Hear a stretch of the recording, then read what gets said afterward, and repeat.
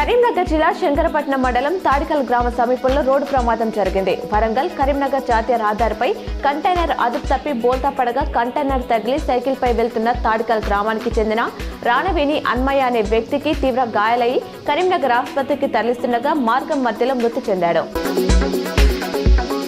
వెమ్లవాడ భీమేశ్వర ఆలయంలో భక్తులతో కిటకిటలాడుతుంది. భారీగా భక్తులు తరలి రావడంతో దర్శనానికి 4 నుంచి 5 గంటల సమయం పడుతుంది. మేడారం జాతర నేపథ్యంలో ముందుగా వెమ్లవాడ రాజరాజేశ్వర స్వామిని దర్శించుకోవడం ఆనవాయితీ. ఈసారి రాజరాజేశ్వర స్వామి ఆలయ విస్తరణ పనులు జరుగుతున్న నేపథ్యంలో భక్తులకు భీమేశ్వర ఆలయంలో దర్శనాలు కల్పిస్తున్నారు.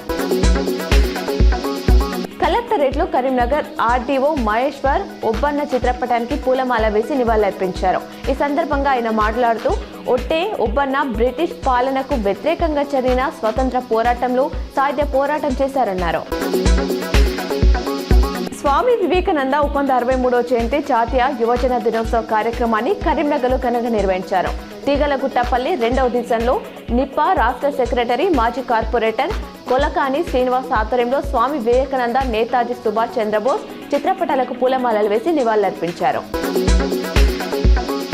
కరీంనగర్లోని భగత్ నగర్లో శ్రీ అయ్యప్ప స్వామి ఆలయంలో మైత్రి గ్రూప్ చైర్మన్ కొత్త జైపాల్ రెడ్డి ఆధ్వర్యంలో భిక్ష కార్యక్రమం నిర్వహించారు. ముందుగా ఆలయానికి చేరుకున్న కొత్త జైపాల్ రెడ్డి సోదరుడు కొత్త విజయ్ కుమార్ రెడ్డి అయ్యప్ప స్వామిని దర్శించుకొని ప్రత్యేక పూజలు చేశారు. ఉస్నాబాద్ లో జరుగుతున్న అభివృద్ధి కార్యక్రమాలపై మంత్రి పొన్నం ప్రభాకర్ పర్యవేక్షించారు. ఎల్లమ్మ చెరువు, కొత్త చెరువు, పల్లె చెరువు అభివృద్ధి పనులు పరిశీలించారు. కట్ట సుందరీకరణ పనులు వేగవంతం చేయాలని సూచించారు. ఉస్నాబాద్ ప్రారంభంలో నిర్మిస్తున్న స్వాగత స్టాచ్యూ పనులు పరిశీలించారు.